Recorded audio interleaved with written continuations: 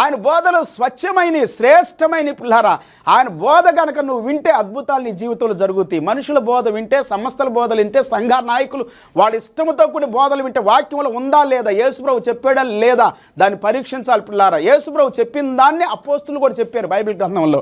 అపోస్తులు చెప్పిన దానిని కాకుండా ఇంకొకటి ఏదైనా నువ్వు బోధ చేస్తూ ఉంటే, వింటూ ఉంటే అది నీకు అపాయము, హాని చేస్తుంది, నష్టము చేస్తుంది, పాడు చేసిద్ది, పతనం చేసిద్దని గుర్తుపెట్టుకోవాలి.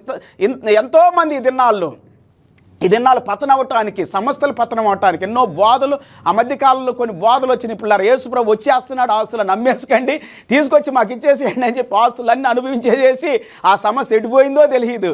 అట్లా చాలా సంస్థలు, అనేకమైన సంస్థలు పిల్లరా దేవునికి విరోధంగా జీవిస్తూ ఉన్నాయి, దేవుని వాక్యానికి విరోధంగా జీవిస్తూ ఉన్నాయి. సమస్త నాయకులే సంఘాలను నాశనం చేస్తూ ఉన్నారు. మనుషుల జీవితాలు లక్షల కొలది ప్రజలు, కోట్ల కొలది ప్రజలు తప్పుడు త్రావుల్లోనికి